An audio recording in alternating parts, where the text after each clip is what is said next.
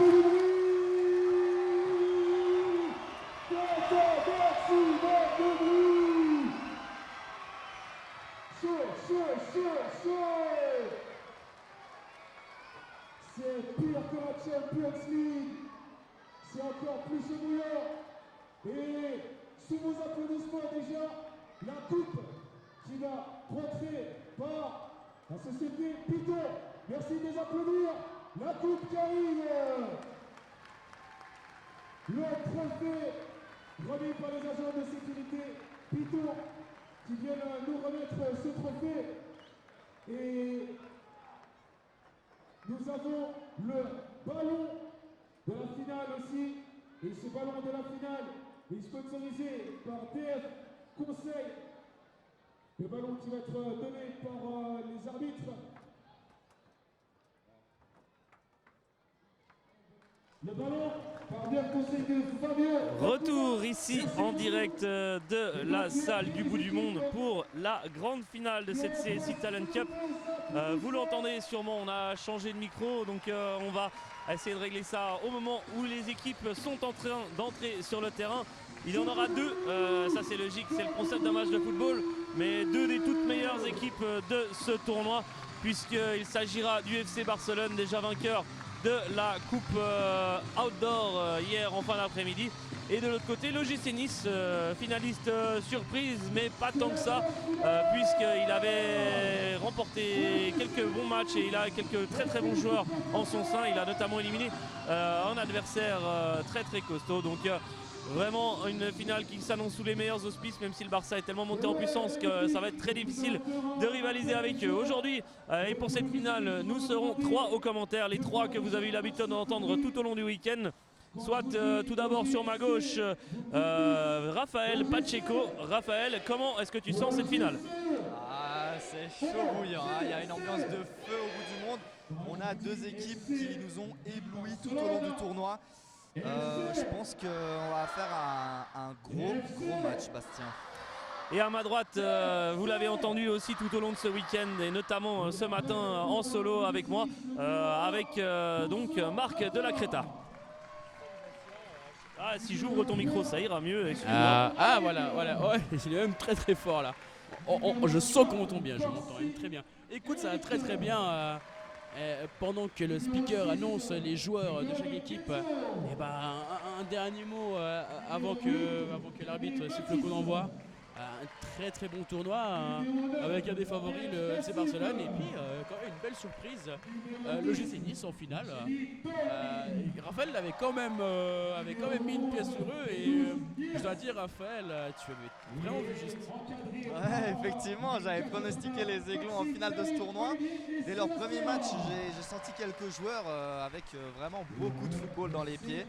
Et comme opposant, j'avais annoncé l'Ajax.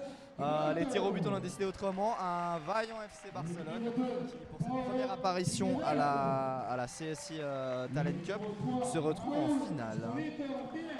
Effectivement, messieurs, alors qu'on nous prend en photo, merci, c'est une excellente idée à part ça.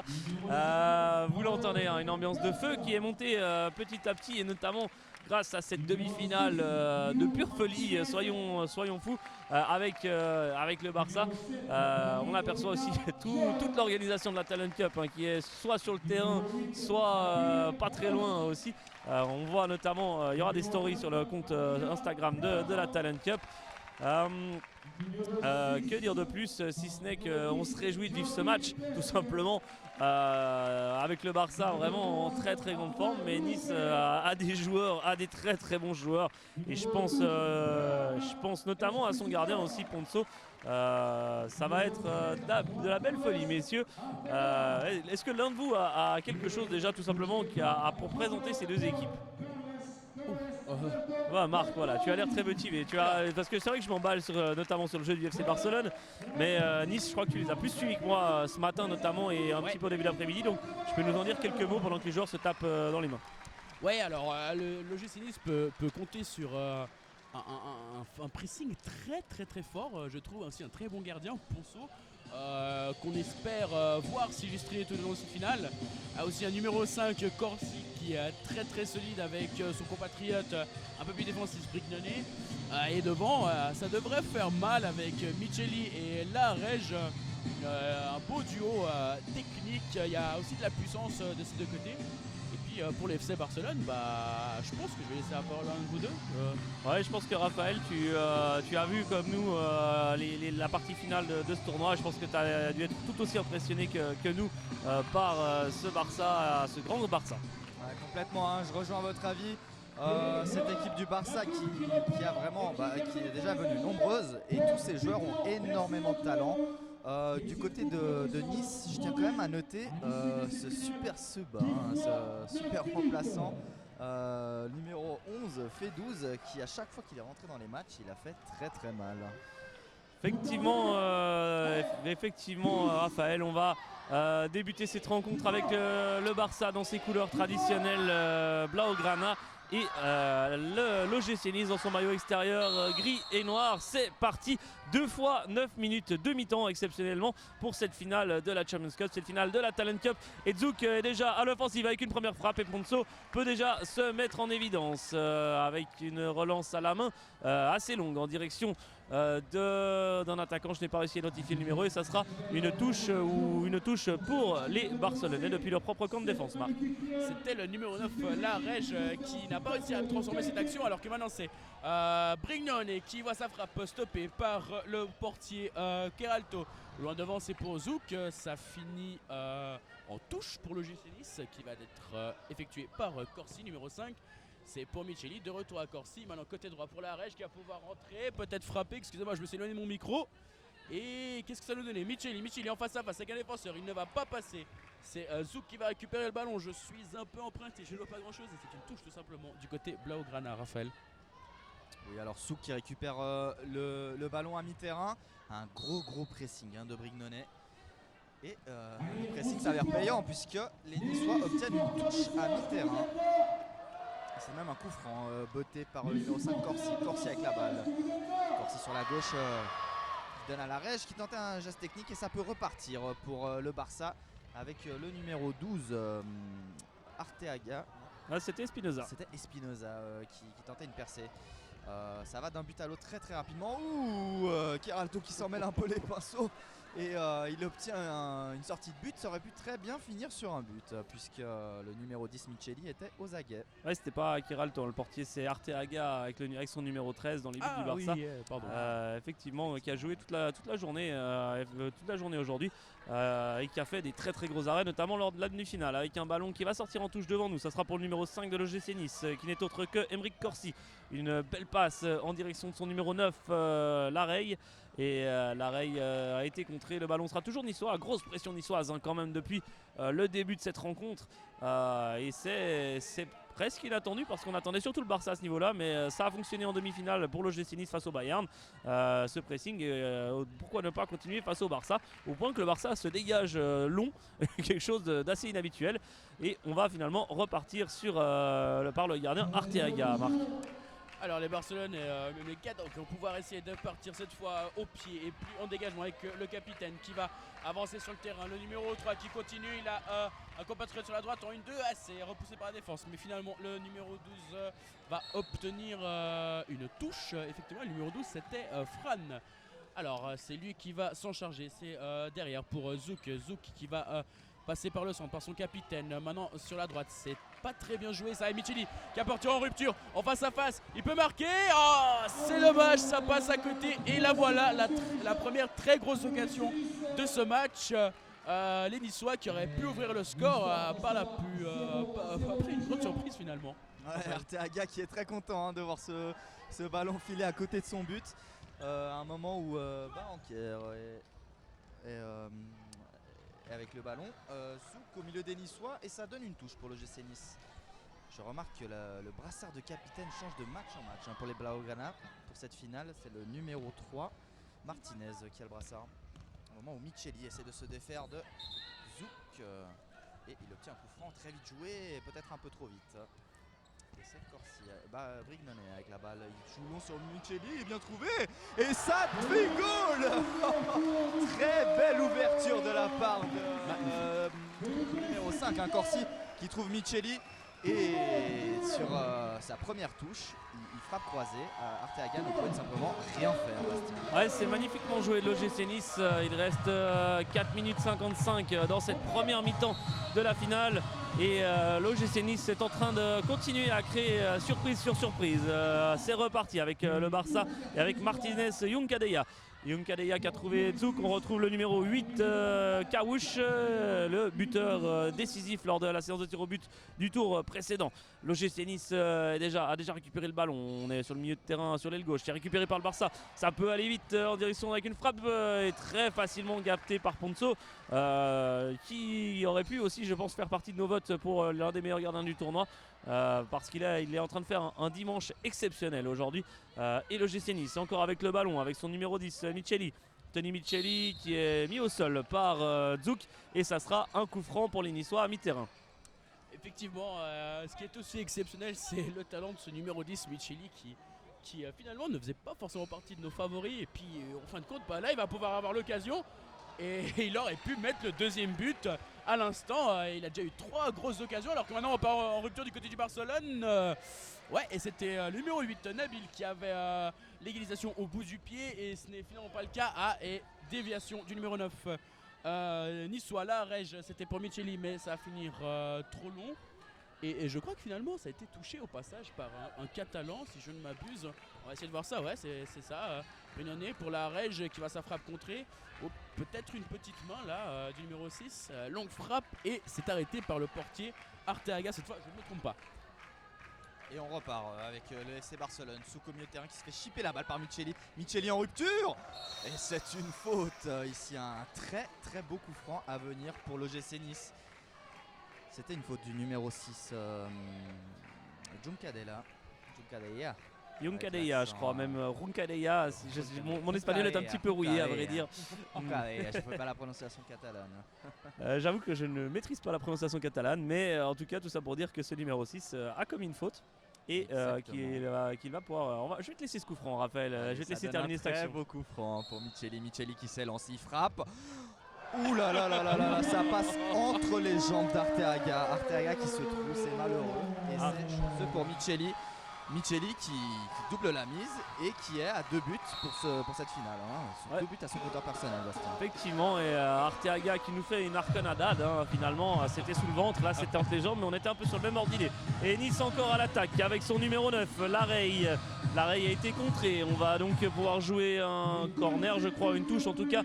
C'est dans le coin là-bas qu'on ne voit pas. C'est pour le numéro 5 de Nice, Corsi. C'est finalement récupéré par les Barcelonais. Il y a Zouk qui a fait un appel dans la profondeur. Il sera servi et ça a été touché par Corsi qui avait senti le coup.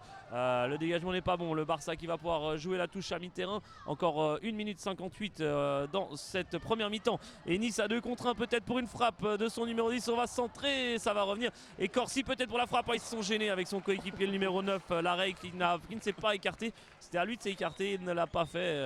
Encore à cet âge-là, ça peut se comprendre. Et le Barça repart avec c'est le numéro 10 encore, Micheli, qui fait un sacré match. Il nous fait tout un match et ça passera sur le petit filet du Barça. Arteaga va pouvoir se dégager, Marc. Effectivement, et juste avant le petit filet, ça a touché le poteau. Alors Micheli qui est tout feu tout flamme, qui est au four et au moulin. Alors que cette fois c'est le numéro 8 qui va profiter d'une mauvaise passe du numéro 3 catalan qui finalement va pouvoir reprendre le ballon. Et il est face à face avec le numéro 11 F12 justement rentré. Cette fois c'est le numéro 2 avec une passe un peu trop longue pour son compatriote David Obina. Et ça va être... qu'est-ce qu'ont décidé les arbitres? Un corner pour les Catalans. On va voir ce que ça va donner côté barcelonais. Non, c'est plutôt une touche qui a aussi l'allure d'un corner. Alors, pas beaucoup de mouvement, une passe et ça traverse tout le terrain et ça va faire une touche, mais de l'autre côté, Bastien. Ouais, ça va faire une touche que je vais laisser Raphaël commenter d'ailleurs. Ouais, on a eu donc pas mal de changements volants entre temps. Le numéro 3 niçois qui est rentré, met de courant. Ballon pour le portier Blaugrana. Et Ejiofor John qui subit une faute du numéro 5 Corsi à mi-terrain. Ce sera un coup franc pour le FC Barcelone que s'empresse de tirer son capitaine Sarmiento. Numéro 2 Sarmiento, c'est Martinez le capitaine. Et Geoffrey John sur la droite. Ça donnera une touche. Et Geoffrey John toujours qui la joue rapidement avec son capitaine Martinez. Martinez qui coulisse sur Sarmiento qui joue une touche. C'était bien joué. Mais belle récupération des Niçois qui sont en rupture. Ah, et le ballon sort malheureusement, Bastien. Ouais, le ballon sort et le Barça va pouvoir se dégager. Non, on entend la sirène pour la fin de cette première mi-temps de la finale de la CSI Talent Cup. On va bien évidemment garder l'antenne, etc. Les équipes vont changer de côté, je suppose. On en a vraiment pour pas très longtemps de pause.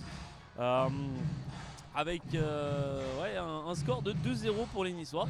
Ça, c'est un peu la grande surprise, messieurs, pour l'instant. On verra. Je pense que le Barça a quelques atouts sur le banc à disposition. Du côté de Nice, c'est vrai que l'effectif est peut-être un petit peu plus court. Il y a 7-8 joueurs à disposition. Du côté du Barça, il y a à peu près toute une feuille de match, plus encore quelques-uns qui traînent pas très loin. Donc pas mal de monde. Marc, vu que tu es à ma droite et que tu es le suivant au commentaire, je vais te laisser continuer cette pause. Juste faire attention à bien parler dans ton micro devant toi, tant qu'à faire. Exactement. Surtout maintenant qu'on a la sono à fond du côté de la salle. Marc, je vais te laisser te donner ton avis sur la suite de ce match. Et bah Nice très très impressionnant, toujours à l'image de son numéro 10 Micheli qui pourtant réalise une finale parfaite. 2 buts, il a même eu l'occasion d'en mettre plusieurs. On sent Barcelone un peu timoré, j'ai l'impression, un peu craintif, stressé. Ce qui peut arriver pour des jeunes enfants lors d'une finale. Et le GC Nice, assez impressionnant, très serein, très entrepreneur, qui ose aller de l'avant, à l'image à nouveau de son numéro 10 Micheli. Raphaël, je ne sais pas si tu partages mon avis du coup ou si tu as quelque chose d'autre à rajouter. Alors complètement Marc, je suis complètement de ton avis, cet OGC Nice. Alors je ne dirais pas surprenant, j'ai l'impression qu'on a beaucoup de nombreuses fois parlé de surprise du côté de l'OGC Nice. Et j'ai l'impression que l'OGC Nice n'en est pas une, c'est juste une équipe très très talentueuse. Et je pense que c'est déjà reparti pour la deuxième mi-temps dans quelques secondes. Les équipes ont fait leur retour sur le terrain. Bastien s'apprête à vivre les 9 dernières minutes de cette Champions Cup. Ouais, on s'apprête même à vivre les 9 dernières minutes de jeu de cette 9e édition de la CSI Talent Cup. Et c'est reparti avec le GC Nice qui a envoyé un long ballon pour tester un petit peu les réflexes d'Arteaga. Arteaga, il en a vu d'autres depuis le début du tournoi et il a été très attentif. Sa relance était correcte en direction de son partenaire. Ça n'a pas suffi. Ballon, ouais, ça a un peu hésité. On va tenter de se dégager. C'est un peu un cafouillage là. Et Micheli qui s'amuse et Arteaga qui s'amuse tout autant sur cet arrêt. Voilà la finale qui atteint gentiment le niveau qu'on attendait d'elle avec Arteaga qui se met en évidence. Je suis quand même impressionné par quasi la domination de l'OGC Nice. Alors quand on voit les matchs qu'a fait le Barça aujourd'hui, mais effectivement Raphaël, je pense que tu avais raison au niveau du fait que ce n'est pas tout à fait une surprise cet OGC Nice, d'autant plus que l'année passée ils avaient déjà fait un tournoi plutôt intéressant. Arteaga peut capter et relancer les siens en direction de son numéro 10, ça a été contré. Et du coup Micheli qui s'amuse un petit peu aussi face à ses adversaires, ça passe et ça va finir en sortie de but, en corner que Marc, tu dois être le mieux passé pour commenter. Effectivement, je suis très bien placé et j'ai juste pas eu le temps de raconter ce qui s'est passé. Alors, corner botté par Micheli et Laharèche qui passe comme un éclair et c'est un réflexe finalement du portier catalan. Alors que maintenant on se retrouve de l'autre côté du terrain avec Ponceau qui va pouvoir envoyer un long ballon devant. C'est toujours pour Micheli et ça peut être dangereux. Micheli la frappe, c'était un peu un tacle frappe finalement et ça passe un peu nettement à côté du goal du portier catalan, alors qu'on se retrouve maintenant avec le numéro 2 du Barcelone qui souffre une faute et ça va être un coup franc très intéressant, Raphaël. Oui, Sarmiento va s'en charger. On est un peu loin pour tenter une frappe, mais que nous dit le joueur numéro 7 et Geoffrey John qui s'essaye, ça touche un joueur niçois. Et les Niçois en rupture, Laharèche qui tente de repartir de l'avant, Sarmiento récupère. Sarmiento qui essaye de perforer vers la droite et bon retour de Laharèche. Corsi avec le ballon, il revient sur Ponzo. Ponzo qui a l'habitude de jouer long, il ne change pas ses habitudes pour cette finale. Corsi avec le ballon à mi-terrain, il s'essaye à la frappe. Un peu molle. Arteaga qui joue rapidement. Les Barcelonais en rupture, Sarmiento sur la droite, il tente la frappe, un plat du pied chirurgical pour le FC Barcelone qui revient à une longueur de l'OGC Nice, Bastien. Ouais, ça se resserre gentiment. Il y a eu un geste pas forcément très fair-play des joueurs de Barcelone et notamment de Ejiofor John au moment de récupérer le ballon. Ça n'apporte pas à conséquence, ça a été noté par les arbitres. 6 minutes encore à jouer dans cette deuxième mi-temps et donc toujours un but d'avance pour les Niçois, mais ça se resserre beaucoup avec le Barça encore à l'offensive. Corsi qui touche du genou, ça va sortir en touche. Ça a été touché encore par un Barcelonais. Ponzo qui se dégage, c'est touché de la tête par le numéro 9 niçois, c'était Larey. Avec le numéro 10 du Barça, Beraker, un arrêt et c'est encore envoyé. Et Nice peut partir à 2 contre 1 à grandes enjambées avec Larey. Une frappe et un tacle du numéro 5 Berges Garcia et ça fait un corner. Cette finale devient complètement folle, Marc. Et c'est Fedouze, le numéro 11 niçois, ce petit faux follet qui va le frapper. Et la frappe de l'arrêt qui est contrée par la défense catalane. Nouveau corner pour le GC Nice, cette fois un peu moins de possibilités. Et c'est Arteaga qui peut s'emparer du cuir et lancer son camarade à 2 contre 2. Il va faire un passement de jambe, peut-être un deuxième, ça ne passe pas. Le numéro 10 catalan qui est d'autre que Jordi va perdre le ballon pour Fedouze qui va partir lui au contre-attaque du côté de l'OGC Nice. Il rentre à nouveau, ouais c'est très bien joué, ça ne passe juste pas après 2 gestes techniques, il va finalement récupérer le ballon, et bien non. Le numéro 5 catalan va reprendre le ballon côté gauche, il va essayer de crocheter, ça passe juste pas et gros carambolage dans la surface niçoise, Raphaël. Il y a ce match qui s'emballe, on est à un rythme, le speaker l'a bien remarqué. À un moment où Larey se retrouve en pivot au but, il rejoue derrière sur son numéro 8, Canet qui vient de rentrer, il tente la frappe. Arteaga son affaire. Borges Garcia qui joue sur la droite, Sarmiento l'auteur du but de Barcelone qui est sur la droite, il essaye de passer mais le numéro 6 niçois Brignone qui est re-rentré sur le terrain récemment met le ballon en corner. Moment où c'est Souk qui... Ah non, c'est le numéro 9 Poaté qui re-rentre du côté Blaugrana.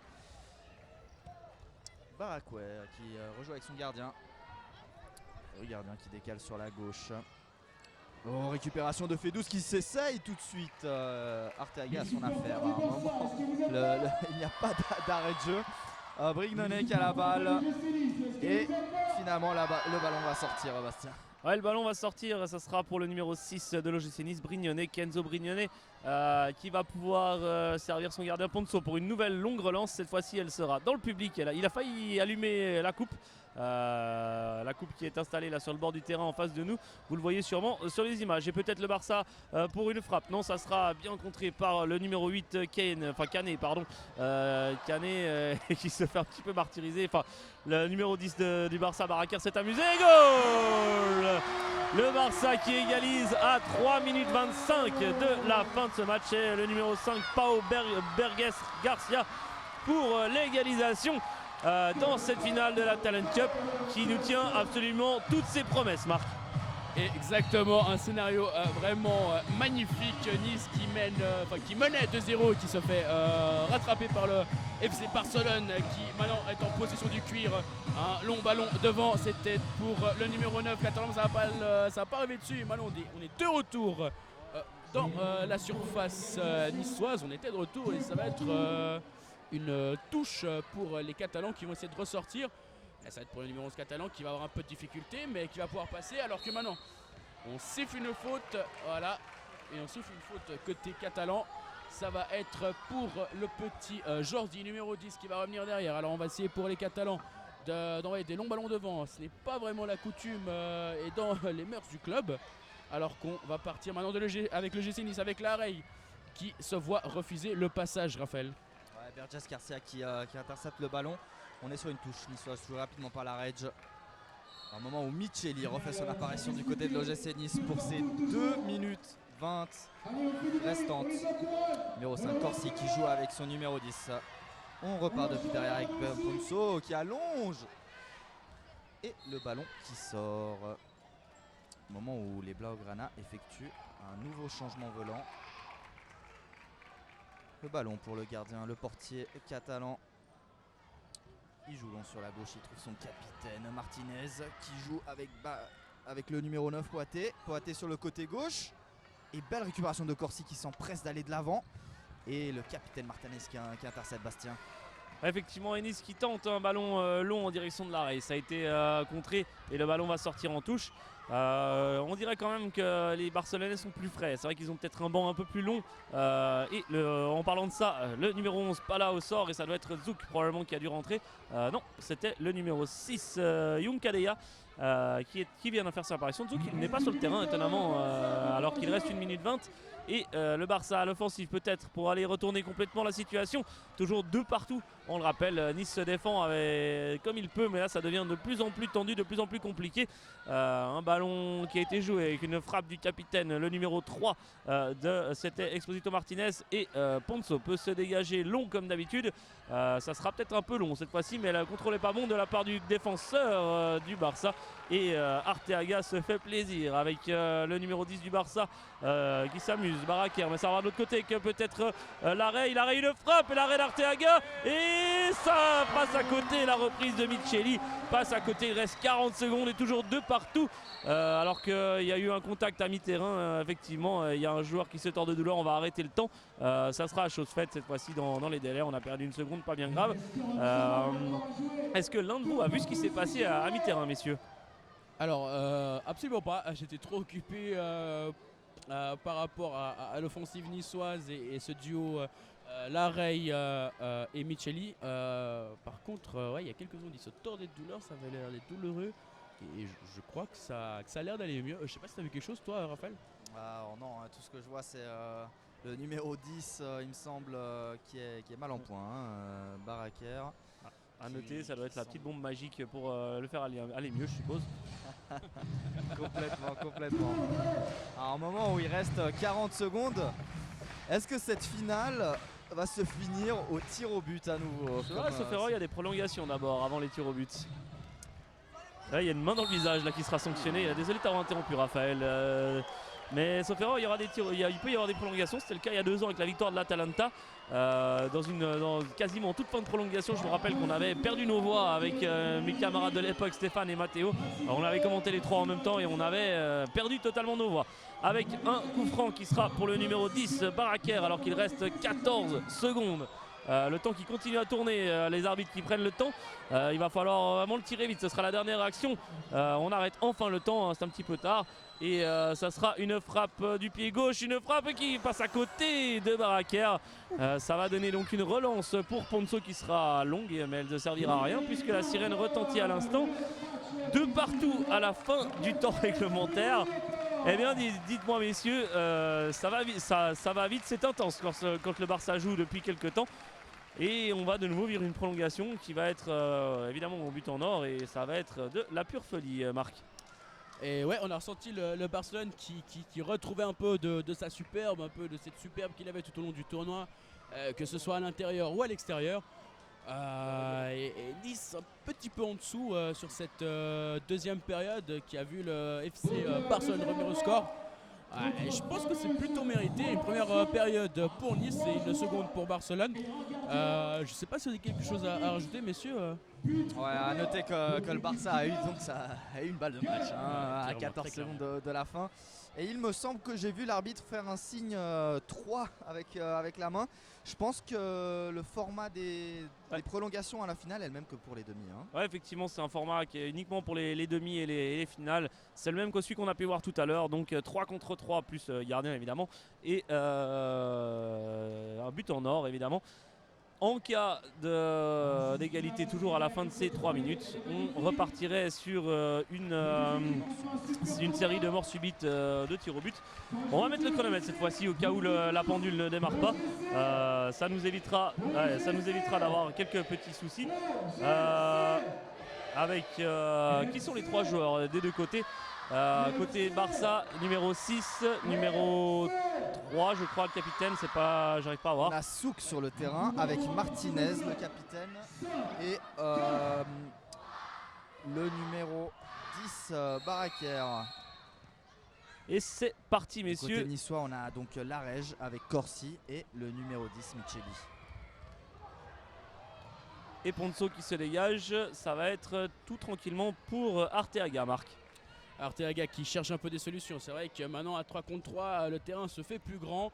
Micheli qui de la tête peut repousser l'offensive catalane. Maintenant c'est Larège qui va obtenir le ballon. Alors Micheli va pouvoir aller en 1 contre 1 peut-être. Il va essayer de rentrer face au capitaine. Il ne va pas passer.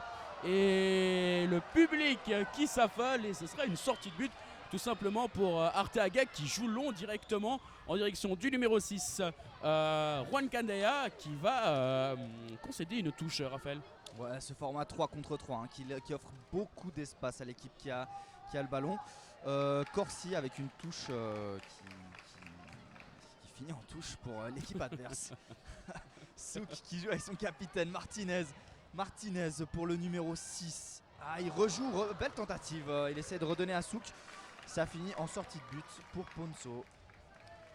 Ouais, Ponso qui se relance à la main, ça sera sur une tête barcelonaise. Il y a une place là qui s'est libérée, ça a été contré. Corsi, il est contré à mi-terrain, Micheli touche et ça sera une sortie. On a déjà joué 1 minute 20 dans cette prolongation, on est quasiment à la moitié de cette prolongation donc.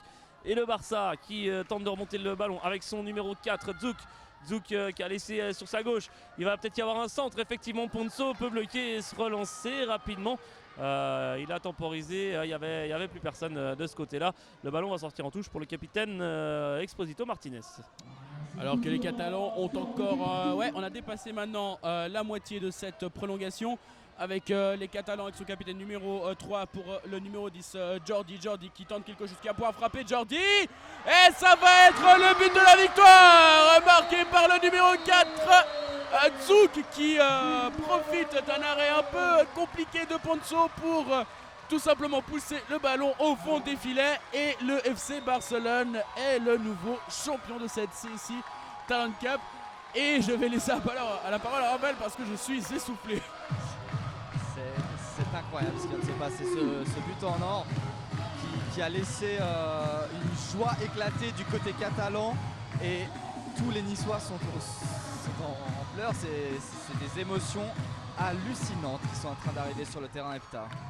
Ouais, ce qui est normal pour les Niçois parce qu'ils ont fait un tournoi admirable vraiment et ils ont été très très bons et ils ont mené 2-0 cette finale, faut le rappeler quand même. Ils se sont effondrés petit à petit, mais effondrés je pense pas que ce soit le bon terme. Ils ont tout donné et le Barça a eu ce petit brin de chance, même si là Ponso a encore fait un arrêt monstrueux sur ce but. Malheureusement il n'arrive juste pas à bloquer le ballon et derrière le joueur barcelonais avait très très bien suivi. On le voit d'ailleurs, Ponso à mi-terrain là en train d'essayer de les serrer les mains, mais ils sont tous dégoûtés, on les comprend. Et du côté du Barça, c'est le grand chelem avec cette victoire lors du tournoi outdoor hier et la victoire lors du tournoi indoor. Ce qui m'impressionne le plus, et vous me direz chacun votre avis sur cette question, ce qui m'impressionne le plus, c'est la différence entre le Barça qu'on a pu voir hier toute la journée à l'intérieur, qui semblait un petit peu là mais pas là, quoi. On sentait qu'il y avait quelque chose, qu'il y avait du talent, mais il manquait un petit brin de folie. Et ce qu'on a pu apercevoir déjà hier dehors, c'était autre chose. Et là aujourd'hui toute la journée on a pu voir le vrai Barça de la même manière qu'on l'a vu hier sur le terrain extérieur, sur le terrain synthétique. Et là quand le Barça lâche les chevaux, vous me direz ce que vous en pensez, mais c'est quand même extrêmement fort, Marc. Et effectivement Bastien, c'est allé crescendo pour le Barça qui a commencé assez tranquillement. Ils étaient un peu peut-être en repérage, j'ai envie de dire, et puis en fin de journée avec cette victoire au tournoi d'or qui peut-être était un peu l'élément phare pour eux pour essayer de s'essayer dehors face à d'autres grosses équipes. Et puis voilà, en ce dimanche ils parviennent en finale et puis finalement ils gagnent. C'est un des favoris et puis on va quand même souligner, j'ai envie de souligner avant tout, c'est le tournoi magique, j'ai envie de dire, de l'OGC Nice, parce que je pense très peu, peut-être à part Raphaël, les voyait aller en finale, et je pense que finalement cette place en finale était largement méritée. Ouais, moi pour revenir sur l'équipe du FC Barcelone, vous parliez de crescendo très justement. Je trouve que le FC Barcelone est une équipe qu'on attendait, et on l'attendait au tournant, et c'est une équipe qui a répondu présent. Et je trouve que c'est un fait qui est d'autant plus dur à réaliser. Et ce FC Barcelone, pour moi, c'est vraiment du haut niveau. Les grandes équipes qui arrivent à hausser leur niveau au bon moment, pour moi, c'est la différence. Avec d'autres équipes qui ont un peu moins de qualité sur le papier. Et voilà, enfin, le FC Barcelone est venu et a vaincu.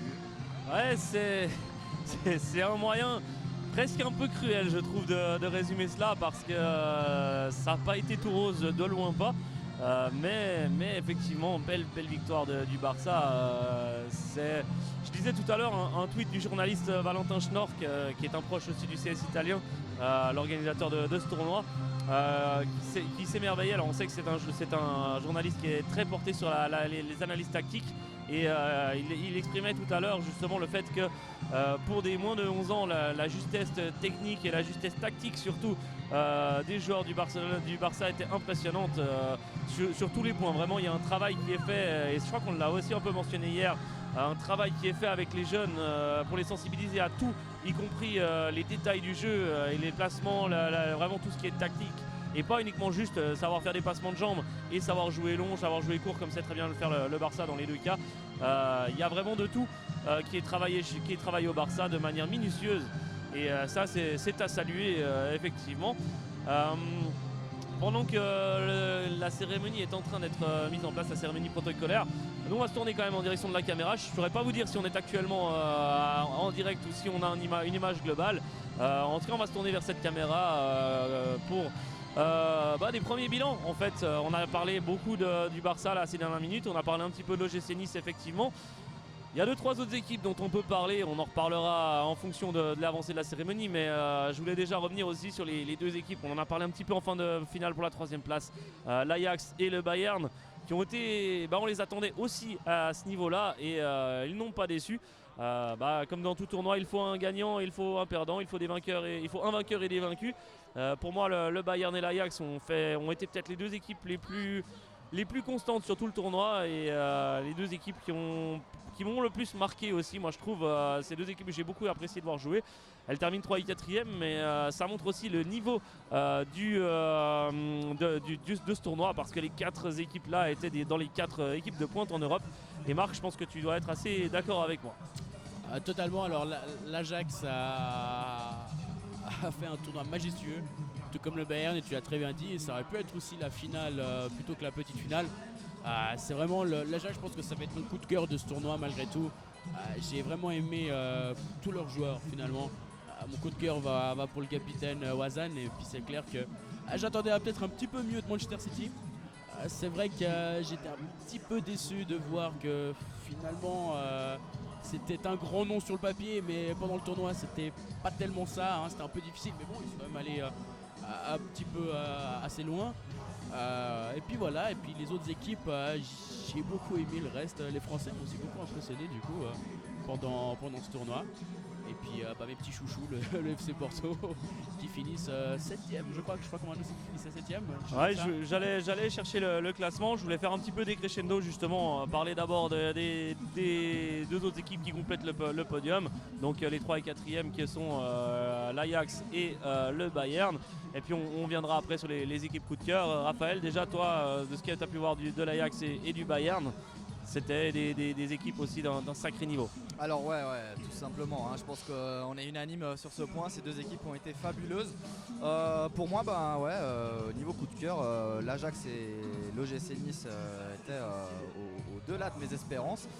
Du côté inverse, des grands noms comme City et la Juventus sont restés un peu en deçà de mes attentes. Mais en fin de compte, des très belles équipes. Je tiens à soulever que, comme vous l'avez dit, la petite finale aurait pu être la grande. On a eu un dernier carré de très très haute voltige, et que dire de plus, c'était un tournoi exceptionnel. Ouais, c'était un tournoi d'un très bon niveau, pas forcément d'un niveau toujours constant, oui Raphaël. Alors je tiens juste à rajouter aussi que nos équipes genevoises ont été magnifiques. Moi j'ai été agréablement surpris par le niveau de Mérin et l'équipe du Servette aussi, qui se sont à chaque fois inclinés de peu. Je me souviens d'un match sur ce même terrain où Mérin avait pris les devants face au Barça. Ils menaient 1-0 et ils se sont fait avoir sur un changement volant, une reprise acrobatique, quelque chose un peu hasardeux. Ils ont fini par perdre ce match. Le SFC qui a perdu à chaque fois d'une longueur face à Dortmund et face à d'autres grandes équipes. Je pense qu'on peut saluer la performance de nos équipes genevoises. Ouais, on peut la saluer. C'était aussi au programme. Tu parlais de Mérin qui termine finalement 19e en ayant un petit peu lâché peut-être lors de la phase consolante. Mais Mérin qui a fait un bon match, un bon tournoi. Carouge aussi, moi que j'ai beaucoup aimé, notamment son gardien a été plutôt bon. Termine 20e et la meilleure équipe genevoise, c'est donc le Servette FC, sans grande surprise, qui termine finalement 16e. Ça fait loin, mais finalement Servette est quand même quart de finaliste malheureux de la phase d'Europa Cup. Donc les Genevois ont été au niveau vraiment de ce tournoi. Et même s'ils terminent dans la deuxième moitié de classement, c'est aussi parce qu'il y avait vraiment un excellent niveau devant eux. Mais ils ont tenu tête, ils n'ont pas été des victimes expiatoires.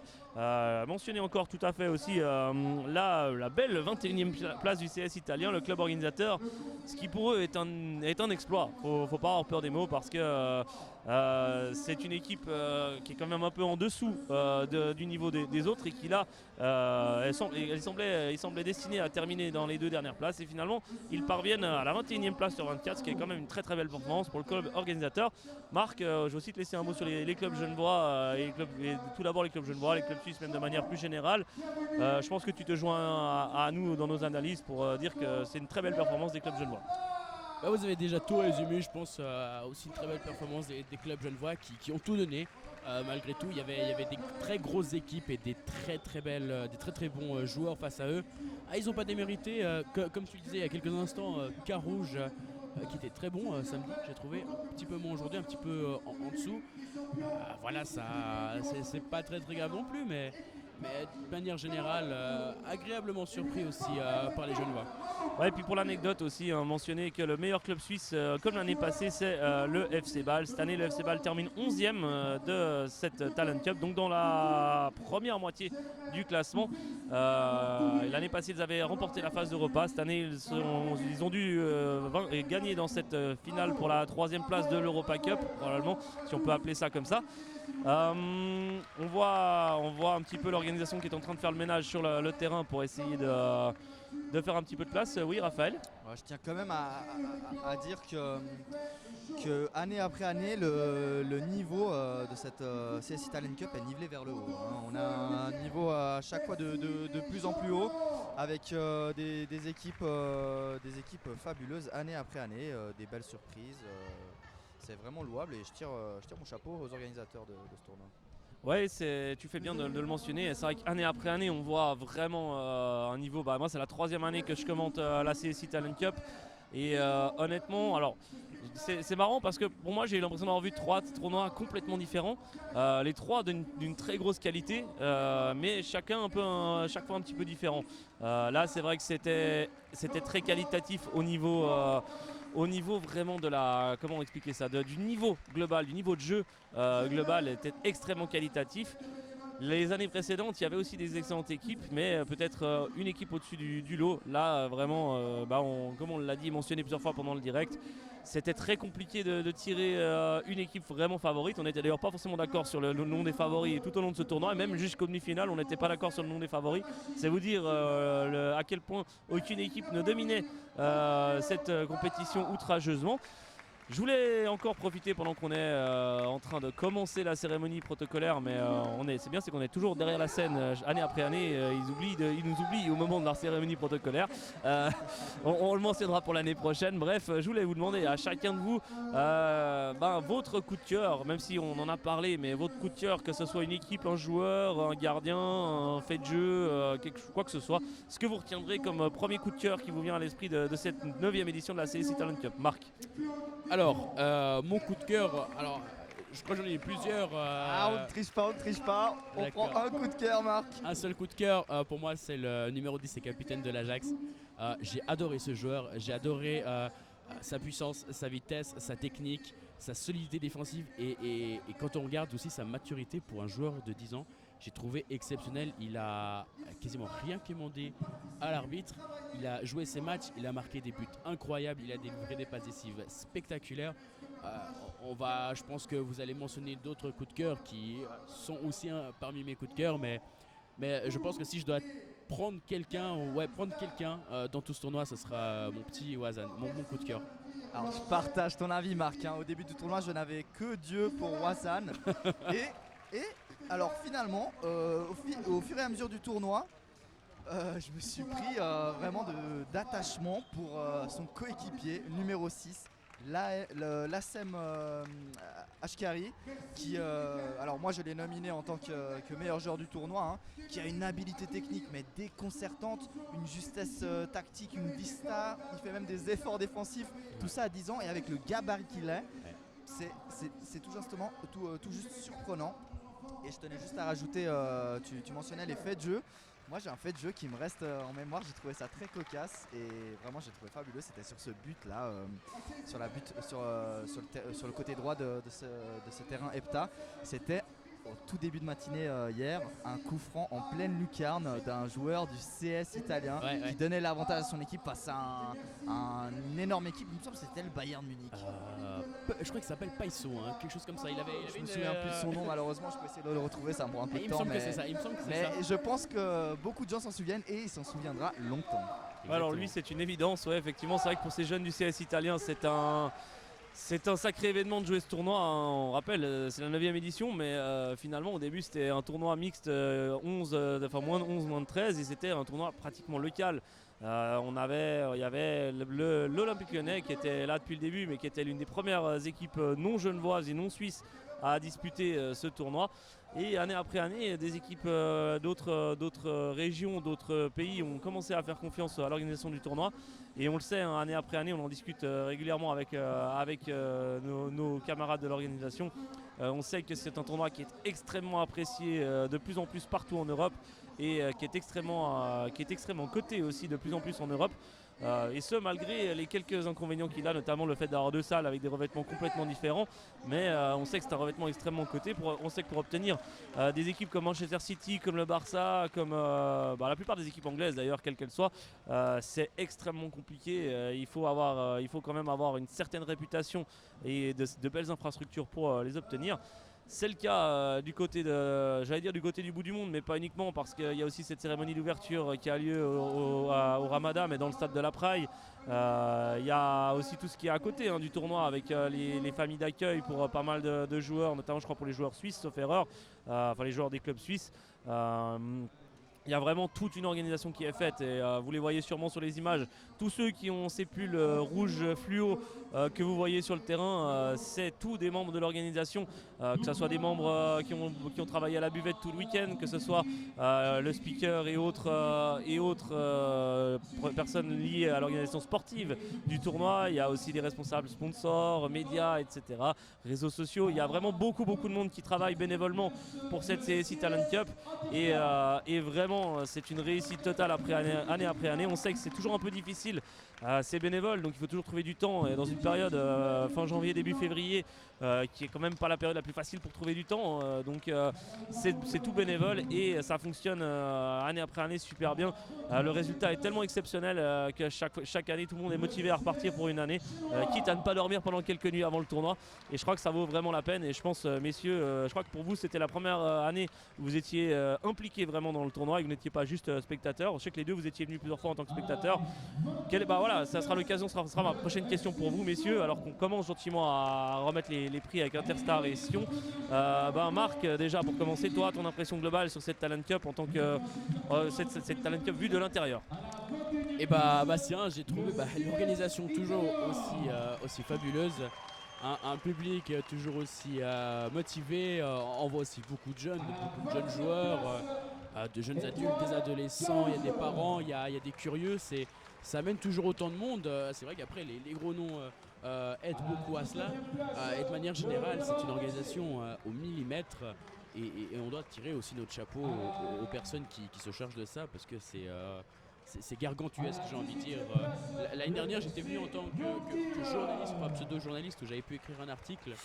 Et j'étais à moitié impliqué, enfin peut-être pas autant que cette année, mais d'une certaine manière. Et j'avais pu interviewer justement l'un des organisateurs et fondateurs de ce tournoi. Et après discussion avec lui, on se rend compte vraiment, on arrive à se rendre compte de ce que c'est comme tournoi. Et pour ça, je leur tire vraiment mon chapeau. Écoute Marc, je partage complètement ton avis. Pour moi c'était également une première vivre ce tournoi de l'intérieur. Alors franchement je suis très fier d'avoir fait partie de cette 9e édition. C'était fabuleux, c'est une expérience à reproduire. Je serai là quoi qu'il arrive l'année prochaine en tant que spectateur. C'est une occasion à reproduire et je vous remercie tous les deux ainsi que tous les organisateurs et les participants de cette Talent Cup du côté de l'intérieur. Je voulais aussi adresser un mot à nos internautes avec qui on n'a pas forcément pu beaucoup interagir.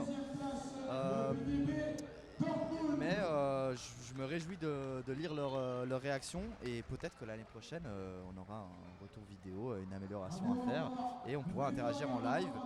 Et peut-être qu'on aura aussi le terrain B qui sera filmé. Cette année on ne l'a pas eu pour des raisons logistiques.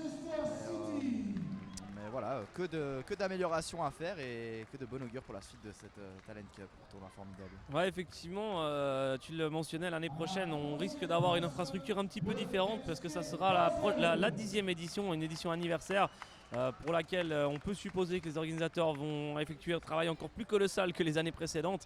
Ce qui va peut-être, on ne va pas vous dévoiler de secret pour l'instant, mais on peut déjà supposer, alors qu'il y a des ballons qui arrivent gentiment sur la cérémonie protocolaire, ça devient un peu n'importe quoi. On voit d'ailleurs les organisateurs qui ne sont pas tout à fait heureux avec cela. Surtout qu'il y a quand même une bonbonne de gaz pour juste là au niveau des confettis. Donc U11, hein. voilà, effectivement. Et tout ça pour vous dire que l'année prochaine, ça sera la 10e édition, qui aura énormément d'investissements qui seront faits. C'est vrai que pour le retour vidéo, on l'a eu il y a 2 ans, on l'avait l'année passée. Non, on ne l'avait pas il y a 2 ans, on l'a eu l'année passée. Cette année, on n'a malheureusement pas pu l'avoir, mais c'est vrai que c'est un petit peu compliqué d'avoir les commentaires en direct. On verra ce qu'on peut faire l'année prochaine. Mais voilà, finalement, c'est toujours compliqué de tout faire en même temps à la perfection. Et on a préféré aussi se concentrer sur les aspects les plus importants, soit l'audio pour ce qui nous concerne. C'est organisé par gesport.ch évidemment. Vous pouvez suivre aussi également en direct le match du Servette FC sur notre site internet gesport.ch. Et l'occasion aussi de saluer nos collègues qui sont là-bas en haut de la tribune au niveau de la régie vidéo. C'est Visual Live, sauf erreur, qui fait un excellent boulot année après année pour gérer ce tournoi et la diffusion de ce tournoi. C'est du travail de pro, c'est des pros hein, de la diffusion TV et c'est du travail de pro. Et vous avez normalement vous avez dû avoir 4 caméras sauf erreur, la caméra TV principale sur laquelle vous êtes probablement actuellement pendant cette cérémonie protocolaire. Il doit y avoir en tout cas 2 caméras de chaque côté au niveau des buts. Il y a une caméra qui est axée sur nous actuellement au niveau du poste de commentateur. Et il doit y en avoir une sur le terrain normalement, alors qu'on arrive gentiment, je crois, on arrive sur le podium. On arrive sur le podium déjà, c'est vrai qu'on est derrière, donc c'est difficile de voir ce qui se passe. Mais du coup, Raphaël, je vais te laisser la suite à l'heure de mieux voir ce qui se passe. Petite pause avant... Oui, ton micro est ouvert, Raphaël. Petite pause avant ce podium. L'occasion pour nous peut-être de faire un récapitulatif du classement de ce tournoi. Messieurs, je ne sais pas si vous l'avez sous la main. Je l'ai sous les yeux effectivement. Et je vais l'avoir assez sur mon souffle aussi. Je vais te le laisser sous la main vu que tu avais l'air bien lancé. Alors peut-être qu'on va pas faire les 24 équipes. Ouais, on peut, je pense qu'on peut les nommer vite fait pour les dernières. Partons. Alors c'est le CS Interstar qui ferme la marche de ce tournoi avec le CS Chinois en 23e position. 2 équipes genevoises qui étaient là pour prendre du plaisir hein, et j'espère que ça a été le cas parce que c'est un tournoi juste fabuleux avec des affiches spectaculaires pour des équipes genevoises. Je me rappelle, si j'avais eu l'occasion de jouer un tournoi comme ça lorsque j'avais 11 ans, je me serais régalé. En 22e position, le FC Sion. En 21e position, le CS Italien qui accueillait la compétition. En 20e position, l'Étoile Carouge, suivi du Mérin FC en 19e.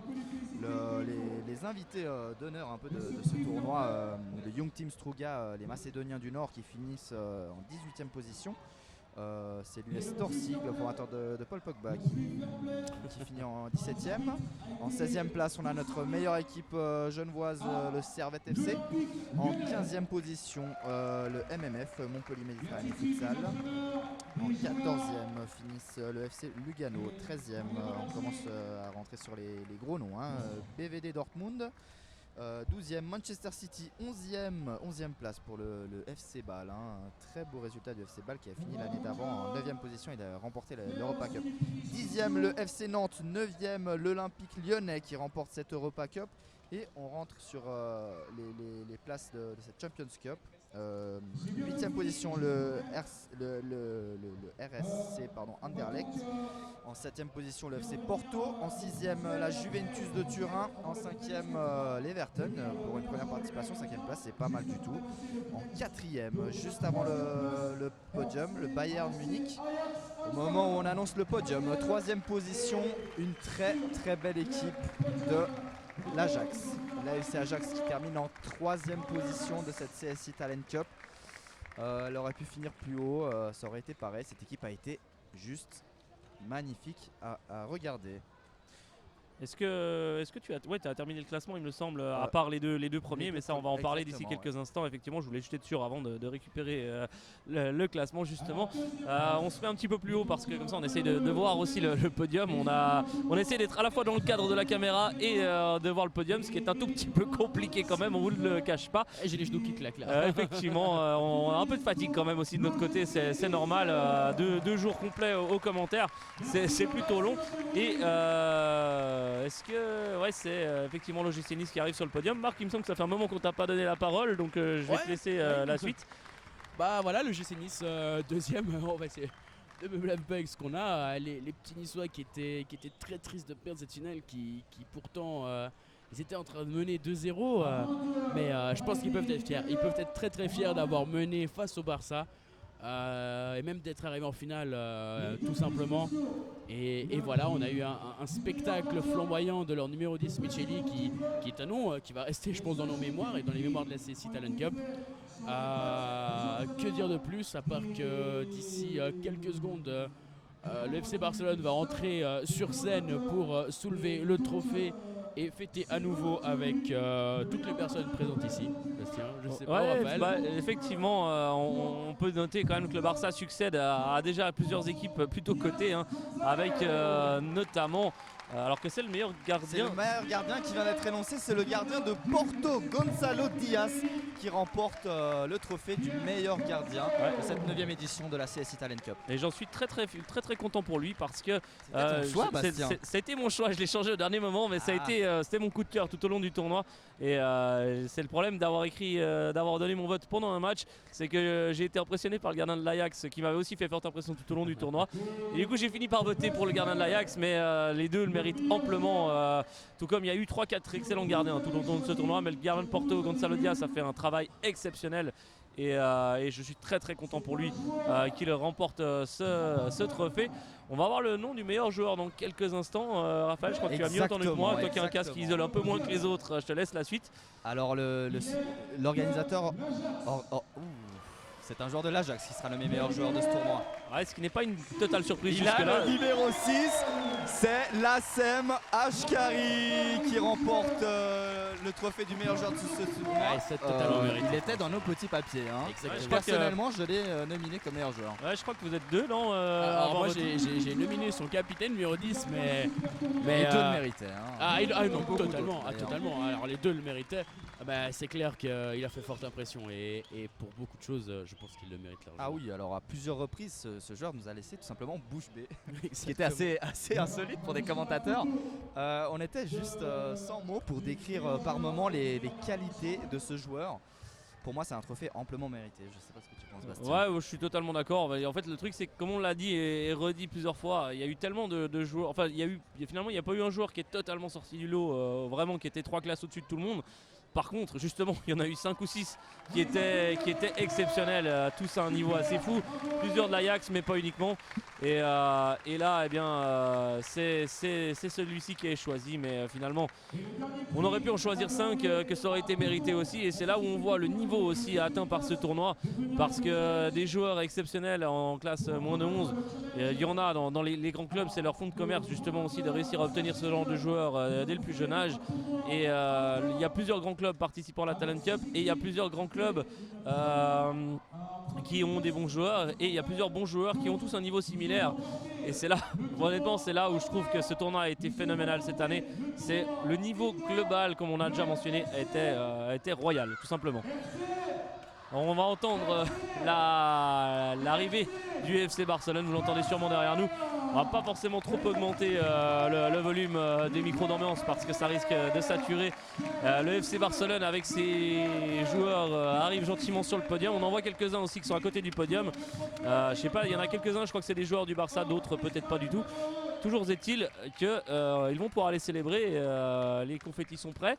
Messieurs, est-ce que vous avez encore quelque chose à ajouter sur cette cérémonie? On va suivre bien évidemment hein, la remise du trophée. On viendra par la suite une dernière fois dans le box de commentateurs, mais je vous laisse messieurs, tout comme sur internet, sur Facebook, on va vous laisser chers téléspectateurs savourer simplement cette remise du trophée et ce bonheur. On voit plein de journalistes et de photographes qui sont installés, notamment ceux de l'Aimant Bleu. Tout le monde est prêt et c'est parti. Le FC Barcelone remporte la 9e édition de la CSI Talent Cup et c'est un sacre amplement mérité pour les Catalans, messieurs. Je vois que les deux vous êtes en train de célébrer aussi en prenant des photos et de profiter. Vous avez raison, vous avez totalement raison, messieurs.